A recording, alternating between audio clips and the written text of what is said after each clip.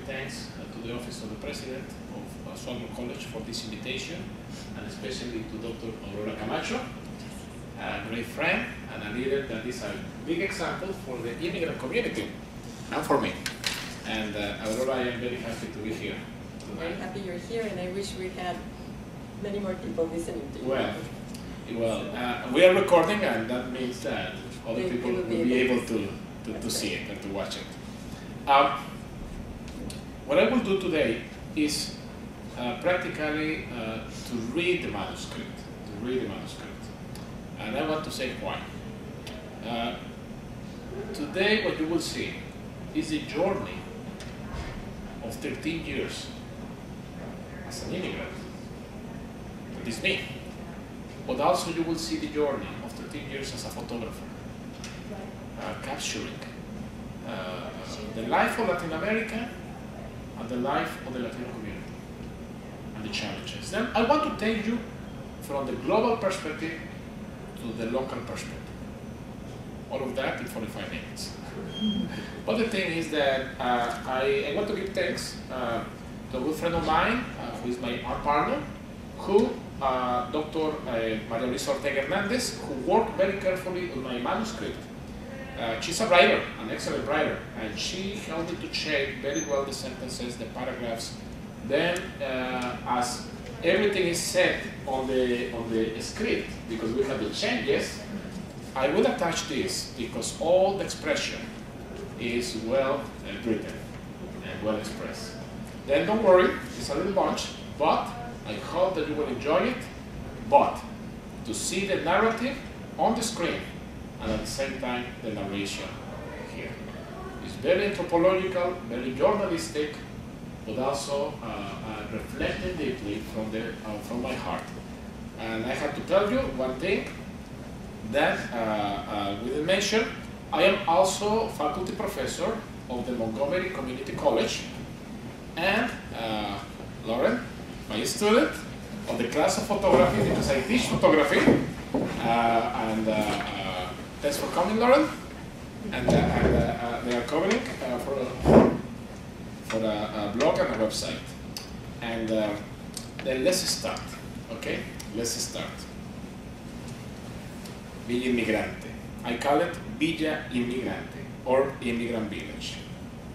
In his book, Works and Lives, The Anthropologist as an Author, Clifford Geertz explains that the work of an anthropologist is to compose text and to narrate cultures.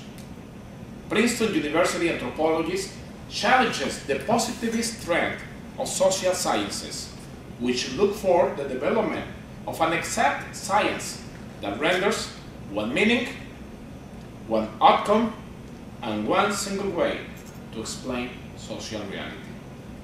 Moreover, in his book, The Interpretation of Cultures, Geertz analyzes a simple and powerful example that he borrows from the English philosopher Gilbert Ryle, in which a gesture can have a multiple layers of meaning.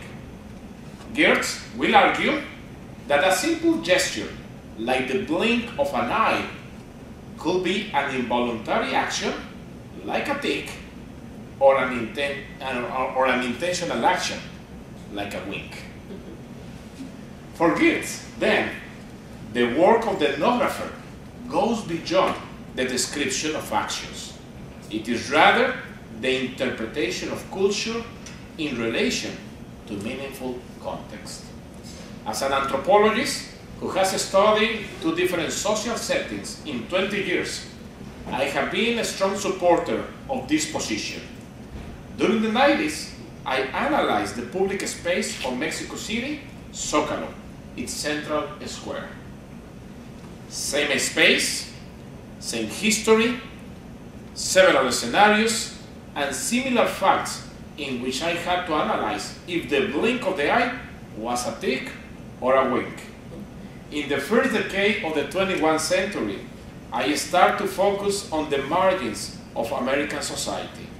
My study of the immigrant community and the formation of communities is a social phenomenon I call Villa Inmigrante, or Immigrant Village.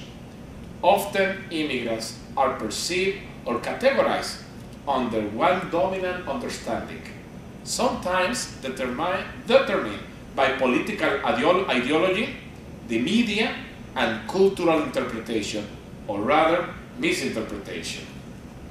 Los padres fundadores, the founding fathers. On February 14 of 2006, on Valentine's Day, we need to change the next one. Yeah. Yeah, that's it.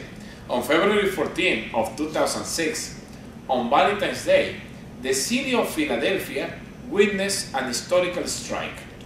Approximately 5,000 immigrants stopped working on the second most commercial day of the United States. The strike had a significant economical impact and provided a symbolic victory for the immigrant community. Its presence under the image of the founding fathers and in such an historic center, the Independence Hall of Philadelphia, makes Villa Inmigrante a palpable reality. And I will pause a little bit. You have to imagine, on February 14, Valentine's Day, nobody was serving, nobody was working. Everybody showed up in that other Zócalo, in that other central square, front of the Independence Hall, making a stand. The historical context that the immigrant community in 2006 decided to mobilize against the federal law initiative known as the H.R. 4437, an anti-immigrant bill that later became the model for the Arizona law, SB 1070. As a goal, the community had to stop H.R. 4437 and make a case for the need of an immigration reform to benefit 7 million of undocumented immigrants. The leader and organizer, Carmen Marcet, expressed in an interview for Bandera Media, and I will start the quote, "We didn't know that the strike will have a national impact.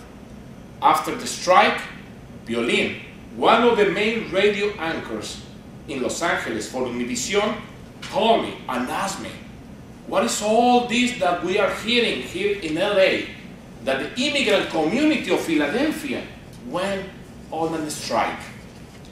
End of the quotation. As Carmen mentioned, the strike had national impact. Un día sin, or a day without, as it was known, was replicated on May 1st of 2006 on the major cities of the country. French sociologist Pierre Bourdieu wrote extensively about social fields, social capital, and public space, in which social actors move in constant negotiation and symbolic actions take place in daily life, recreating social drama in institutions and scenarios. Therefore, what happens in the public space is a reflection or representation of what is happening in the social field. In many ways, the Bill H.R. 4437 and the strike show the complexity of the immigration today. On this presentation, I want to address the following topics as majors. First, the reason and context of immigration today. Second, the definition of the anthropological term Villa Inmigrante or immigrant village. The third, the case model of a non-profit organization. In summary, I want to provide a narration, as Geertz will say, of how I see the social phenomenon of immigration today. What is an immigrant community? It was a question that came to my mind in 2006, after I finished my master's degree at Eastern University, Eastern Seminary.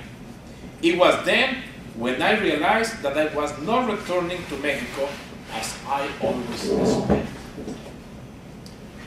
Between 2000 and 2006, my heart was in Mexico and Latin America. My photographic material of those years, despite the fact that I was living in the United States, shows a rich journey through Latin America, constantly writing, reporting, and portraying Latin America for academic institutions or human rights organizations. In 2001, the Zapatista rally to Mexico City. In 2003, the Mapuches of Chile. In 2004, the communities of El Salvador, where civil war lasts several decades in the 20th century. In 2005, the state of Chiapas, with the Mexican historian Carlos Mondragon, with whom I record the life and history of indigenous groups. In 2007, the Aymara and Quechua indigenous groups of Bolivia. In 2006, when I realized that my future was no longer in Mexico and that the return to my academic activities as tenured and senior professor of the UNAM, the National University of Mexico, was no longer possible, I went through a personal crisis. I was in the journey to Ithaca, just as Odysseus. I knew all about Latin America, but I knew very little about Latinos in the United States.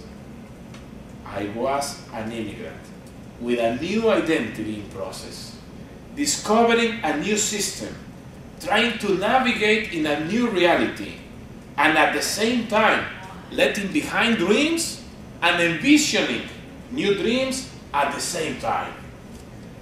Several months ago, my art partner, poet Dr. Maria Luisa Ortega Hernandez, shared with me a book written by Cuban-American and Yale University historian Dr. Carlos Eyre, Learning to Die in Miami.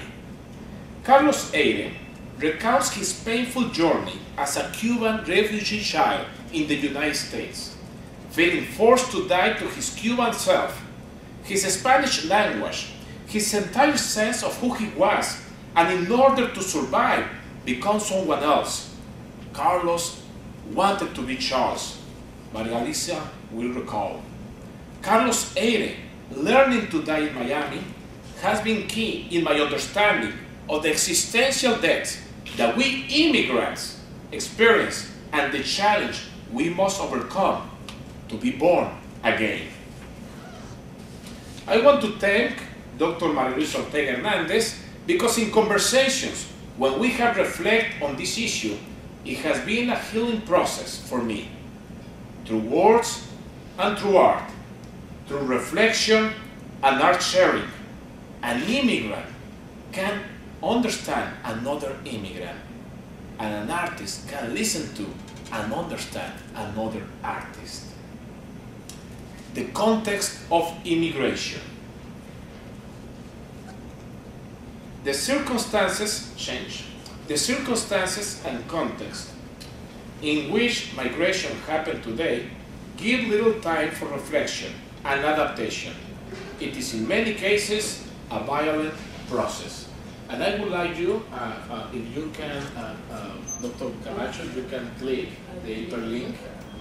I want to invite you to listen this small testimony of a professor today when she was a child. Could you push listen? Thank you. Hopefully everybody will be able to listen.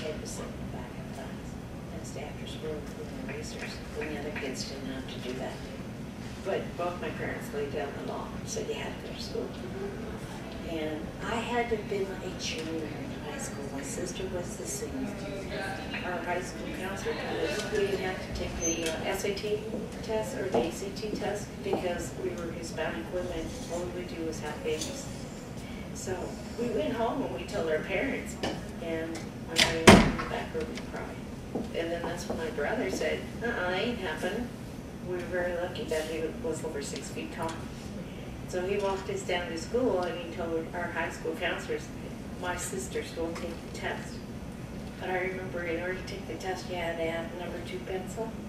My sister and I, we had to walk the alleys to find pop bottles because that's when you could still turn them in and get money for them so that we could have money to buy the pencils to go take the test. We both scored really high. My sister got a 4-year scholarship to University of Nebraska, and then she got accepted into medical school. You know, my mother always posted her grades on the refrigerator. And if we got straight A's, they were on the refrigerator till the next time we got a report card. And my mother passed away 10 years ago. When she knew that she was ill, she had gone and started making photo albums of us kids.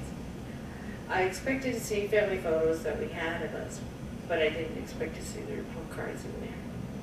And I didn't expect to see the little graduation announcement when we graduated from high school. Those were in our photo albums too. One thing that made me feel really good was that all her kids went to school. She was very proud of them. I give thanks. You were able to listen.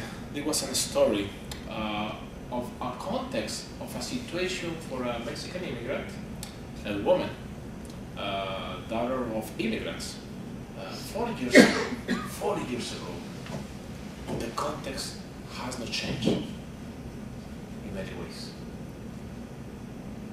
I want to recognize when I was talking to Maria Luisa about the context of immigration, she told me, Obed, we should put this audio, because this audio will explain to the listeners what is the reality and the challenge of many of the young people today in the United States, especially those that do not have documents.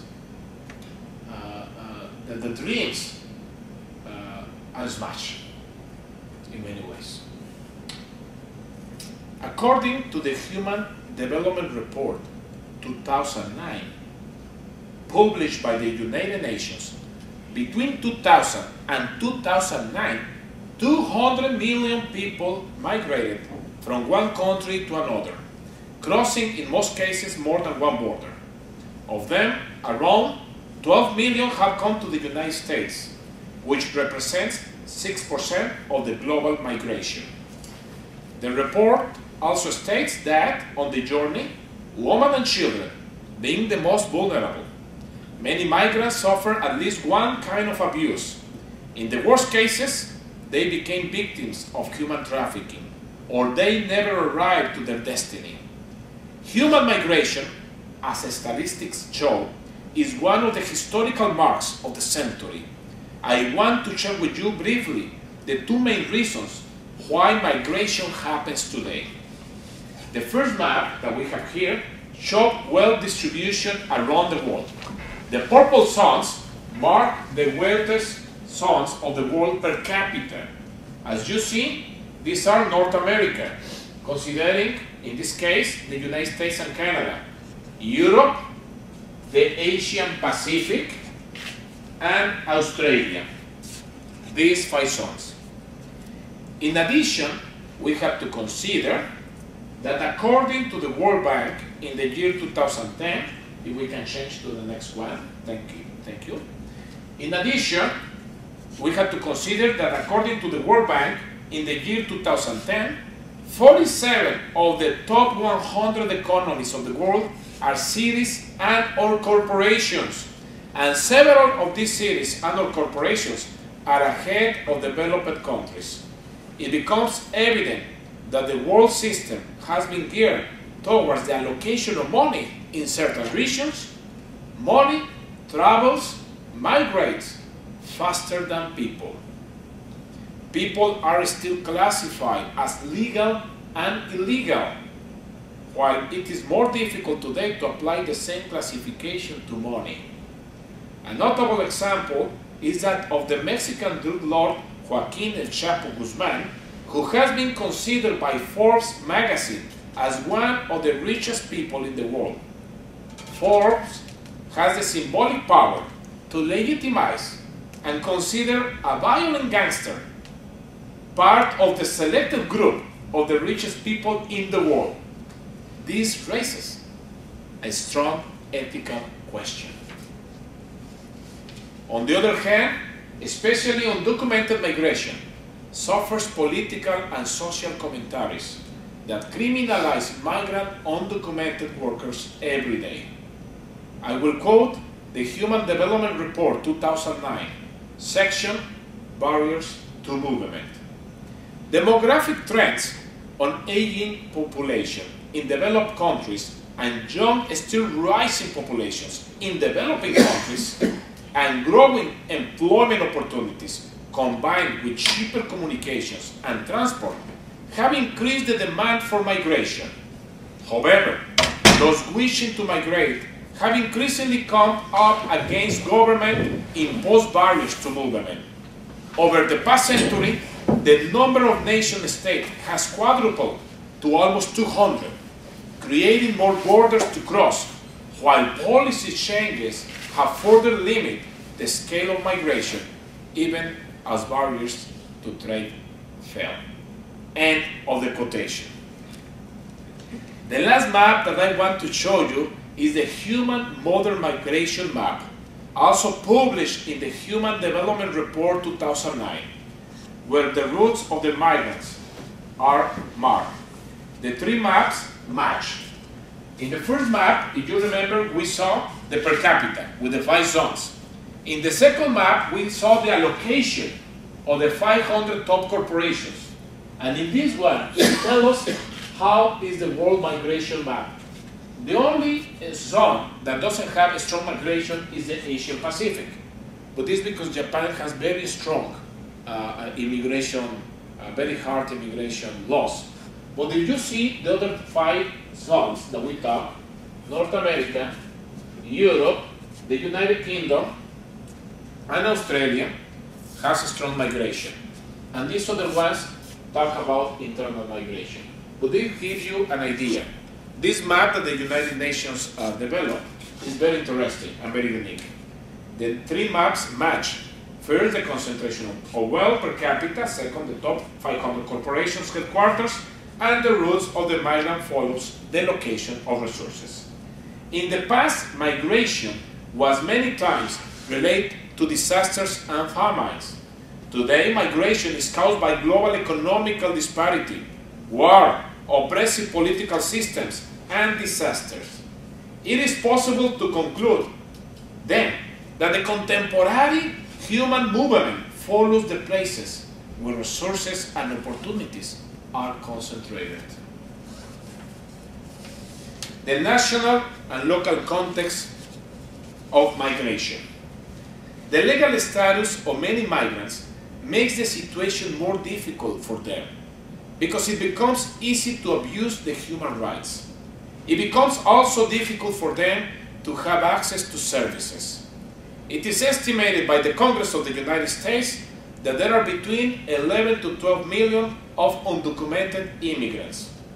In most cases, we know about the conditions of migrants because of the collection of stories without official statistics.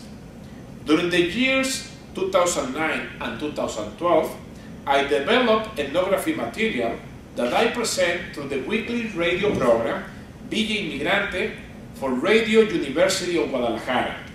Week after week, I talk to workers that never receive their payment, women who have suffered sexual violence and abuse, children who have been separated from their parents because of deportation, artists and young students looking for ways to realize their dreams. The first idea that comes to my mind is that to be immigrant equals to being a victim.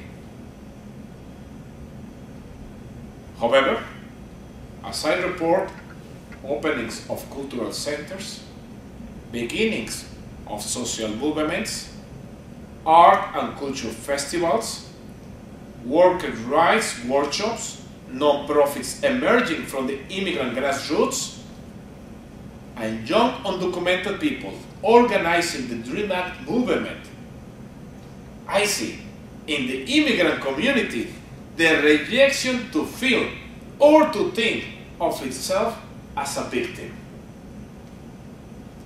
The reality of the immigrant community is complex, full of obstacles and injustice, and full of success and hope. How can we understand and reconcile both realities that coexist in the immigrant community? Sociologist Anthony Giddens from Cambridge University, in his theory of social agency, establishes that a social agent develops two kinds of conscience: discursive conscience and practical conscience. The first defines that all social agents have the capacity to navigate in society and narrate her own life in every social context.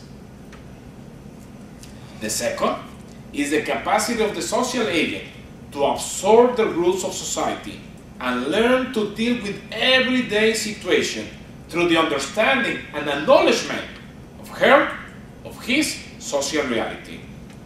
Both types of conscience create what Villa Inmigrante is. Villa Inmigrante. Finally, we are there.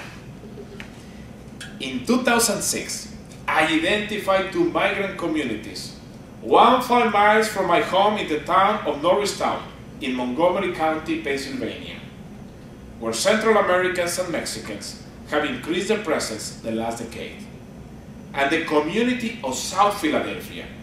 From a distance, I started to follow both communities, how they were forming, opening businesses, non-profit organizations, and emerging in leadership roles.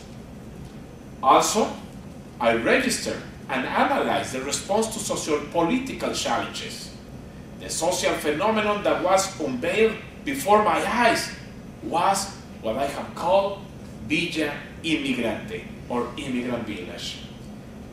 Villa Inmigrante is an anthropological term I use to define the process of organization of the immigrant community.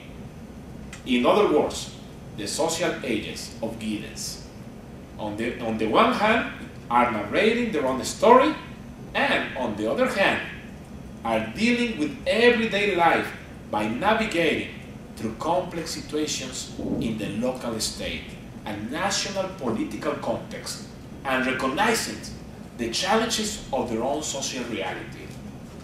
Una villa, a village, is a place that is larger than a town, but smaller than a city. It is still without a voice or representation. A village talks about a population that has started to create its own modus vivendi. The barber shop, the businesswoman, the businessman, the beauty salon, the marketplace, the social leader, the doctor, the desire to celebrate traditions and festivities, the concern for growth and development. This also includes the tension that causes new generations to reject the cultures of the parents, the rejection of the general community, many times of previous immigrants, the daily challenge to sustain life, including housing, health, education, jobs, adapting to a new land, culture, and weather. It is the challenge that represents to deal with life from the non-existence. As daily life moves on, it also naturally and intentionally becomes organized. The village lives in the tension of two realities that unfold: the dreams and the hard circumstances. Both form the new identity of who we are and who we would like to be. Before we explore the question of integration or assimilation, it is important also address the implications of non-existence.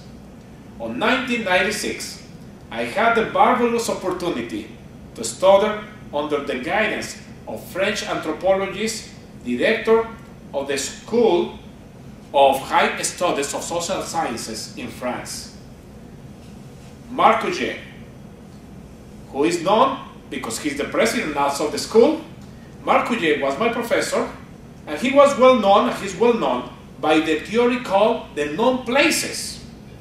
Before the internet revolution, Professor Auger brought about the supermodernity and the social spaces where people spend life building identity and forming part of global motion.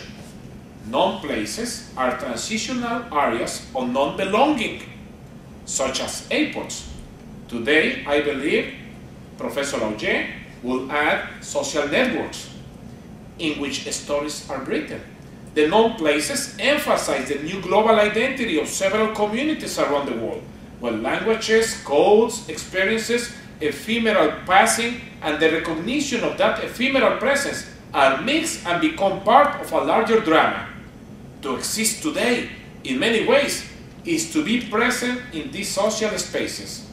While a known place in a supermodernity builds identity and existence, Villa Inmigrante is just the opposite. And I think Professor Auger would like to listen to that. He was a great professor for me. Villa Inmigrante is the opposite to a known place, because Villa is a community that is established in a place to belong. Nonetheless, this community, this villa, generally struggles with the non-existence, because an immigrant village is not recognized by the media, the social-political system, or society in general. It does not have an official presence.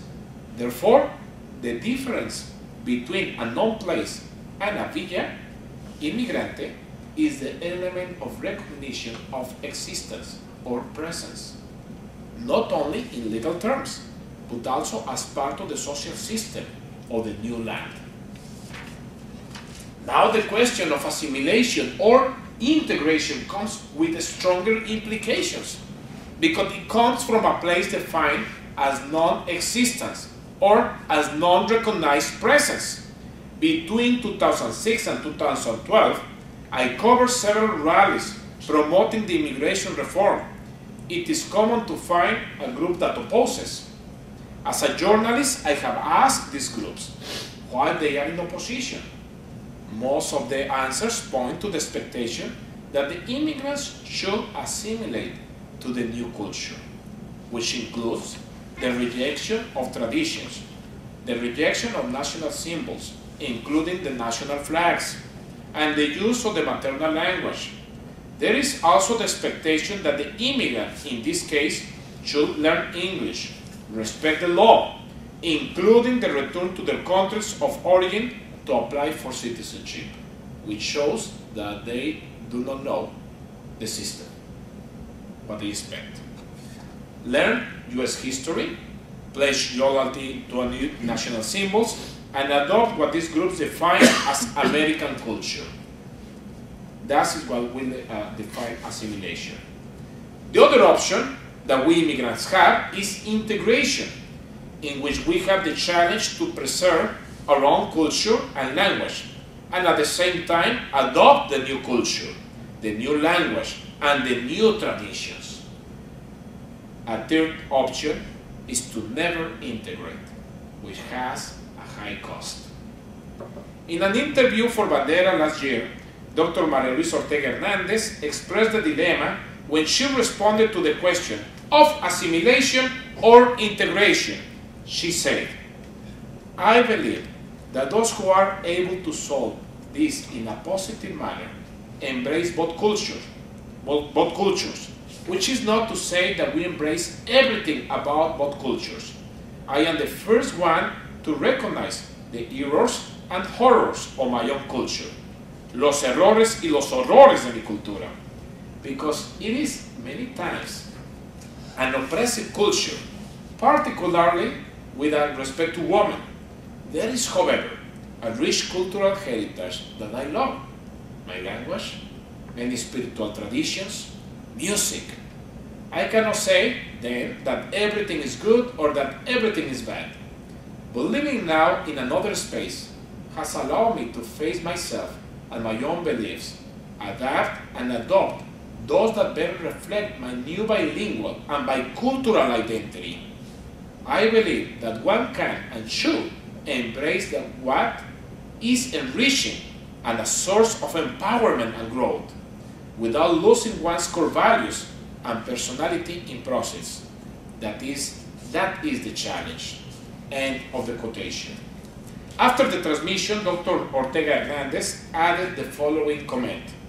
I should have said that without the scholarship I received from the public school system to study at Miami-Dade Community College as a recent immigrant, I would not have my doctoral degree today. Dr. Ortega Hernandez's experience brings to light that when the presence of the members of Big Inmigrante is recognized and an opportunity arises, the possibility to build a positive and constructive identity can be real. Then, given the opportunity and the willingness to succeed, the immigrant community can, as in fact does, contribute to the general community in an extraordinary way. The risk of assimilation, of forgetting who we are, where we come from, what our cultural roots are, place us in the risk of non-identity and non-development. However, there is a similar risk when our presence is not recognized, which is that of losing full generations of talented people. The condition of non-existence can place the immigrant in a situation of lack of belongingness, pushing the new generations to join criminal groups. In his work analyzing social networks of urban settings, Ulf Hanners sees it from the perspective of symbolic anthropology, where identity is developed in a sense of urban groups in relationship with the regionalization of the city. Hanners analyzes the work of the ethnographers of Chicago from the University of Chicago, who noticed that the groups of immigrants found a place to live in cheap areas where they could develop their own cultural settings, sometimes isolating from the rest of society and putting themselves in vulnerable situations with criminal groups. And let me show you, the ethnographers of Chicago, trying to understand the movement of the immigrants in the city, they noticed that they went to the cheaper areas.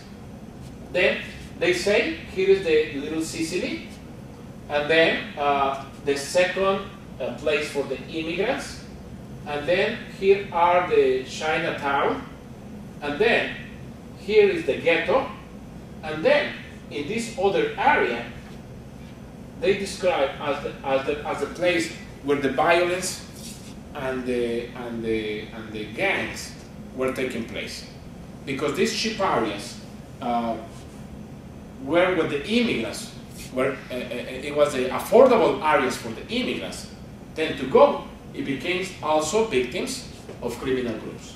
Something similar to what the ethnographers of Chicago found back then, I am finding too. Why is the creation and support of cultural centers so important? This is why. In my ethnographical research, I have noticed that the dilemma of integration or assimilation belongs to all kinds of immigrants, including the sector that can identify itself as a professional, which tends to live in the suburbs, the best places of the city, and blend in with the general community. Members of the professional immigrant community constantly look for opportunities to participate in the programs and activities of the cultural centers. Moreover, the formation of non-profit organizations bring all members of the Big Inmigrante into the process of integration. Here in the greater Philadelphia area, I can mention Esperanza USA, Casa Monarca, Centro de Cultura, Arte, Trabajo y Educación, CECATE, Raíces Culturales. These are good examples of how the immigrant community collaborates in the building of an identity. On the other hand, there is the risk of living without advancing into integration, not accepting the new place, to learn English, history, and to adapt to a new system, which includes understanding a school district, hospital, local and national laws. All of us understand the difficulties of having to work and study in our everyday life, so we can advance within the system. For those of us who already arrived as adults, integration is even greater challenge. However, the effort is worth in order to reach our full potential. Not to integrate post the immigrant in a greater vulnerability.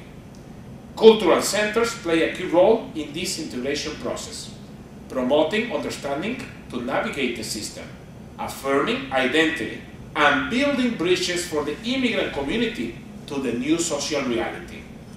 After 1 year since its inception, Secate brought to Norristown the Mexican consulate 4 times to present programs, celebrate our independence, provide various services, and open the educational system known as Plaza Comunitaria, where adults can complete elementary and middle school studies. Through the Secate Technology Room, endorsed by the Mexican Secretariat of Public Education. In this place, I will pause here a little bit. In this place, Secate has made arrangements with the Mexican Consulate and the Secretary of Education in Mexico, in which adult people that didn't finish elementary school or middle school can complete it now. And this is a model because there are only 2 in existence in the East Coast, Secate and in New Jersey. And we are trying to take another one. Also, every 2 months, Secate acts as a place of dialogue among local authorities of the school district, teachers and Latino parents, because many times parents cannot attend conferences with teachers, and Secate has become a bridge where these important meetings happen. Even though there is much to do, these activities show the importance of community organizations for social transformations. Therefore, for the school district that has hard time to contact the parents because many times they are working in a very heavy schedules, Secate is a place on the weekends when the authorities and the parents can come together and can come into an understanding. Secate model and conclusion. In being Inmigrante, I clearly see how the migrant community finds alternatives that respond to the dilemma of integration versus assimilation through the creation of cultural centers and non-profit organizations. A case in point is Secate, the Centro de Cultura, Arte, Trabajo y Educación, or Center for Culture, Art Training and Education. Secate motto is based on the Spanish saying, "Más vale prevenir que remediar." It is better to prevent than to remediate. Secate was born as a dream. In 2006, when I realized my new reality, I dreamed with the opening of a cultural center for the advance of the Hispanic Latino community. As a social scientist, I appreciate and value social complexity. I am a believer in specialization and expertise to polish projects and to find direction, to listen with humility, change and learn.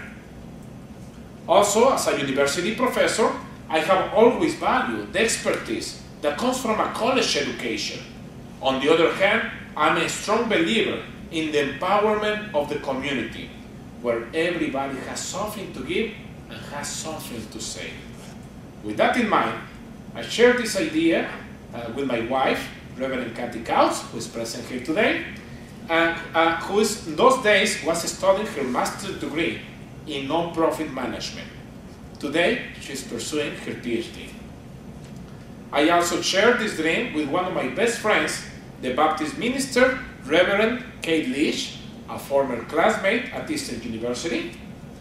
Kate also dreamed about a cultural center because the immigrant community was in her heart and in her ministry as well. Kate died on May 7 of 2007 at the age of 37. In our last conversation, 3 weeks before she passed away, I promised her that the center would be reality. To honor her memory, the Cultural Center adopted her name in the acronym Secate. Now you know where it comes the name, Kate. This way, she will be always part of the dream, projects, and life of the center. My wife, Reverend Kathy Couts, fully embraced the project. The faculty of Eastern University made possible that her papers could be the design of a non-profit organization. When she finished her studies, Secate was already in the process to reach the 501c3 status as a non-profit with a board of directors. On the other hand, with the students of Penn State and an initial grant from Hispanics in Philanthropy, we did a social anthropological research. Let me start again. On the other hand, with the students of Penn State and an initial grant from Hispanics in Philanthropy, we did a social anthropological research in town to listen from 4 key sectors: parents, youth, school district, and local authorities. What were the needs? What were the challenges? And what were the potential solutions? Our goal was to get the voice of the community and empower that voice. All this process that could be seen as slow because it took 2 full years, 2009, 2011, was worth because it had a solid base. Let me show you here something. You remember the map of the ethnographers of Chicago, how they divide the city to find the dynamics. Well, I did the same. I did a map to understand the dynamic of North Star. Let me tell you, Montgomery County, according to the Forbes magazine, appeared as the 9th better place in the United States to raise a family in 2008. And in the census 2010, Montgomery County appeared in the top 100 wealthiest counties in the United States, in place 51. However, includes the main line. Including the main line, yeah. Norristown, the capital of the county, in contrast, appears just above the line of poverty, according to the U.S. Census of 2010. With the cheaper housing, it's a place where working class and immigrants rent, attracted to work on malls industry and suburb service industry. Therefore, you have Norristown. You have the suburbs of Worcester, Blue Bell, Lower and Upper Winnet, that are very wealthy suburbs. And then you have Montgomeryville, Plymouth Meeting Mall, and King of Prussia Mall. Somebody has to provide the hand labor to all this industry. And then you have the suburbs of Upper and Lower Marion and the main line.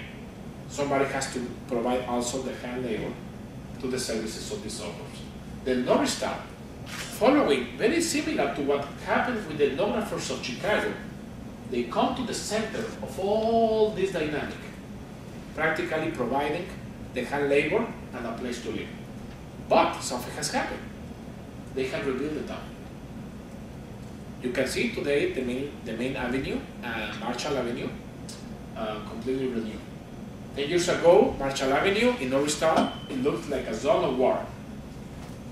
The buildings falling down. Today you see a vibrant community with new businesses.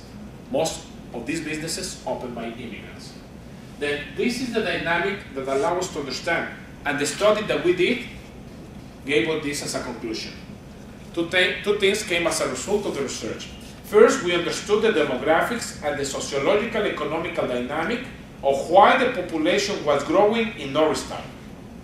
Second, the voices from the social agents, immigrants, organizations, and authorities. They shaped the strategic planning in how Secate could fulfill its mission and could open meaningful programs for social transformation. Then here is Secate. As I told you, I respect knowledge and expertise. As a professor, I do all the time. We respect and we invite the help of universities, consulates, and individuals. We like and we invite to partner with universities, non-profit organizations, foundations, for-profit organizations, and individuals. One of the first things that I did 3 years ago, it was to go under the umbrella of Esperanza and to enter into the developing program and to train myself in how to be a director of a non-profit. because I didn't know how to be. Therefore, one of those partnerships, for example, is with Esperanza. The collaboration with educational institutions, school districts, churches, and clergy. We have students from Swarthmore College with us, and from Eastern University, and from the University of Pennsylvania. And finally, the community participation. Immigrant, Latino, Hispanic, women, youth, workers, members of regional suburbs. We believe that all these components together make Secate to live and to advance. The use of expertise and the work together with universities has given a strong positive results because Secate is no longer a diffuse dream, but a reality. For example, Secate First program will be the opening of the technology room because the idea emerged from the research that captured a diversity of voices that mentioned that the lack of access to technology and education opportunities were the two biggest obstacles for the immigrant community to succeed and to advance. Secate is still a baby organization, learning from a positive and negative experiences, learning to walk as a social agent of change. In Secate, we only have one part-time staff, who is Lizzie Miller, graduated from Eastern University. We have a grant writer that frees my hands, that is Ranira Hortz, and a great volunteer students from Swarthmore College, the University of Pennsylvania, and Eastern University. My role as director of Secate is oriented to the building of relations with the community, organizations, and authorities. Because the philosophy of prevention and the formula of Secate that put together expertise, community, and organizations are effective, I believe it can be a model to other organizations and communities. Recently, we have received the invitation of other towns, perhaps, to open other Secates in new locations. As Clifford Geertz mentioned, in each case, we need to interpret the meaning to find if the blink of the eye is a tick or a wink, and then see how to intervene. My hope is that as a result, more hands, more resources, and social agents will join our efforts and see the expansion of Secate and other organizations as a valuable investment. Muchas gracias.